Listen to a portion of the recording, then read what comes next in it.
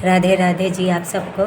जैसे कि आप सबको पता है कि अभी सर्दीय नवरात्रि आने वाला है, तो सर्दीय नवरात्रि अभी इस टाइम आ रहा है हिंदू पंचांग के अनुसार 22 सितंबर 2025 को ये घट स्थापना होगा। उस दिन 22 तारीख को तो घट स्थापना का टाइमिंग आप सब नोट कर ले।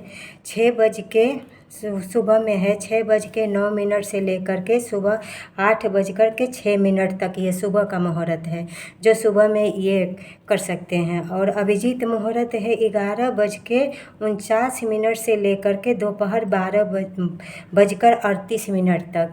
तो दोनों समय अच्छा है। अगर किसी को काम वगैरह निपट चुका है तो सुबह में कर लेंगे, अपना जल्दी उठ करके उस दिन कर लेंगे। अपना बच्चे को पति को भेजना है तो जल्दी जल्दी सुबह में।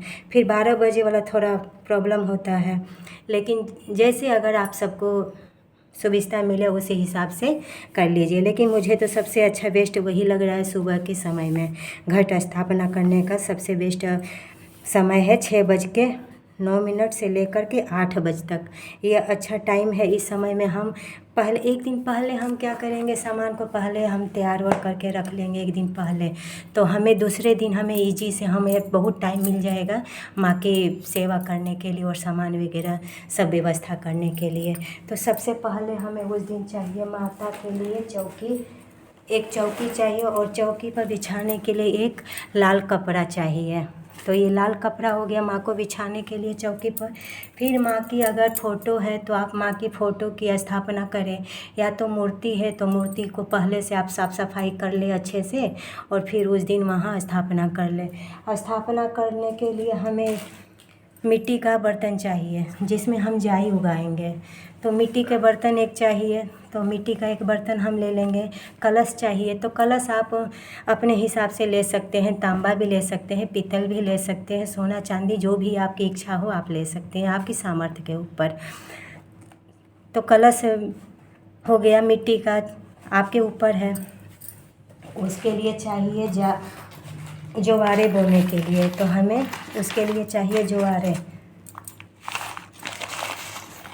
तो ये ज्वारे हम ले लेंगे और इसको एक दिन पहले हम कटोरी में इसको भिगो करके रख दें ताकि दूसरे दिन हमें अच्छा मिलेगा। तो ये चाहिए आपको।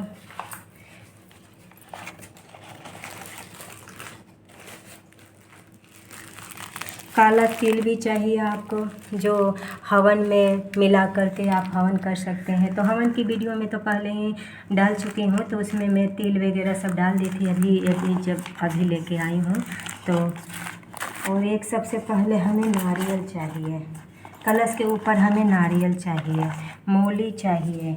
तो नारियल को हम ऐसे लपेट के और मूली यहाँ से लपेट के फिर हम कलश के ऊपर रखेंगे। ये आप सब ध्यान दीजिएगा, बहुत लोग गलती करते हैं।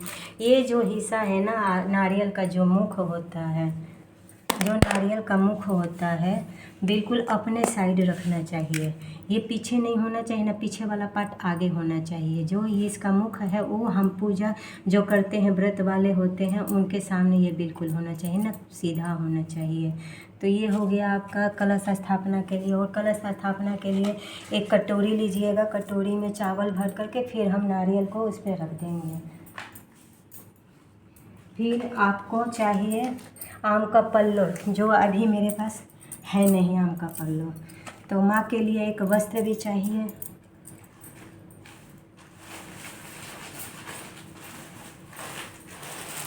तो माँ के लिए एक वस्त्र चाहिए न्यू, तो ये वस्त्र हो जाएगा माँ का, चुनरी हो जाएगा माँ का, और श्रृंगार का सामान वगैरह।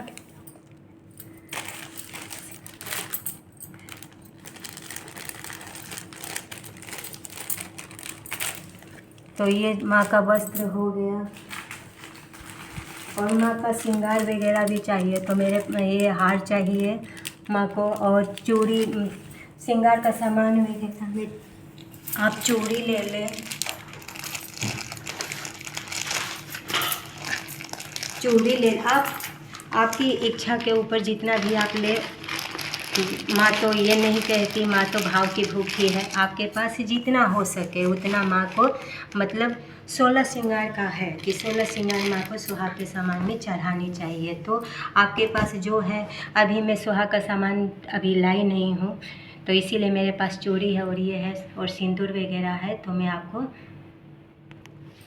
तो सुहाग का सामान में बिंदिया, महावर, चूड़ी, सिंदूर, काजल, ये सब चीज़ें ज़रूरी है। तो आप नहीं भी रख सकते हैं तो एक सिंदूर और बिंदिया, चूड़ी, ये तो अवेलेबल हो सकता है। तो आप इतना कर लें।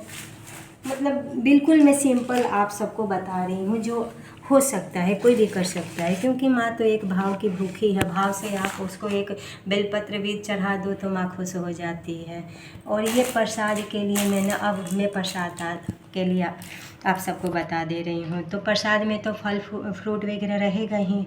इसकी क्या है, जो हम पंचमेवे जो है ना, वो पंचमेवे हम तैयार कर लेंगे, जिसमें ये मैंने रखा है,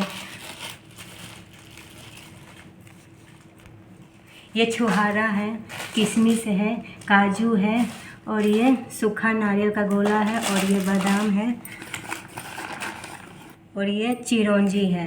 तो इसे हम पंचमेवे बना लेंगे प्रसाद, जो डेली मतलब माँ के लिए भोग में चाहिए, पंचामृत में चाहिए। तो इसको हम अभी मैं ऐसे ही साबुत ही रखी हूँ। अभी मैं इसे धो करके कटिंग करके फिर प्रसाद में छोटे छोटे पीस जब होते हैं तो उसको मैं करके तैयार करके रखूँगी। और माँ को ये बतासे की ज़रूर भोग लगाना, बतासे की ये पेठा की ये भोग ज़रूर माँ को लगाना। ये 9 दिन की अलग अलग माँ की भोग होती है, ठीक है, लेकिन हम ये सब चीज़ तो ज़रूरी ही है माँ के लिए।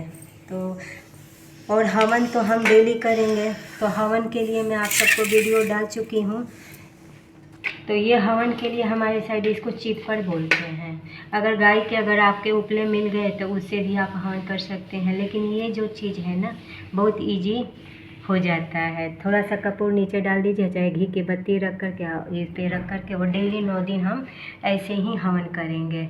ये चंदन की ही लकड़ी है, तो इसको चिप्पर बोलते हैं। हमारे साइड इसको चिप्पर बोलते हैं, आपके साइड क्या बोलते हैं आप देख लीजिएगा। फिर पूजा,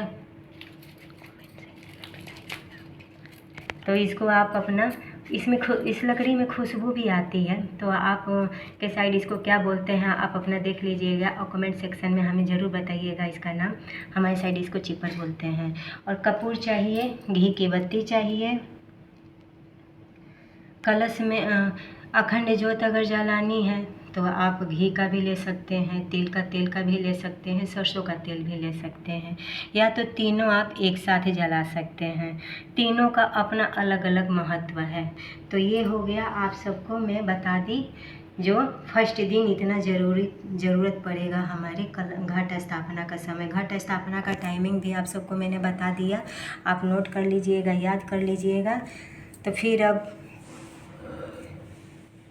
मिलते हैं फिर अगले वीडियो में। जैसे जैसे आएगा वैसे वैसे मैं डेली आप सबको बताती रहूँगी। और ये हवन करने के लिए एक चाहिए पात्र ले लीजिएगा। इसमें मैं हर साल इसी में डेली का हवन करती हूँ। और जो नवरात्रि वाला जो होता है ना, 9 दिन का हवन, तो मैं अलग कर लेती हूँ। हवन वाला जो आता है ना सामग्री, उसमें कर लेती हूँ। और डेली तो मैं इसी में अच्छा से मेरा 9 दिन का हवन हो जाता है, क्योंकि 9 दिन तो कम थोड़ा करना पड़ता है। नवरात्रि वाले दिन तो कोई अष्टमी पूजन करता है, कोई नवमी पूजन करता है, तो अपनी अपनी हो। लेकिन ये 9 दिन की नवरात्रि है तो पूरा 9 दिन का ही व्रत हमें करना चाहिए। दशमी, विजयदशमी जिस दिन होता है उस दिन हमें व्रत खोलना चाहिए, पूरा 9 दिन का व्रत रह करके हमें।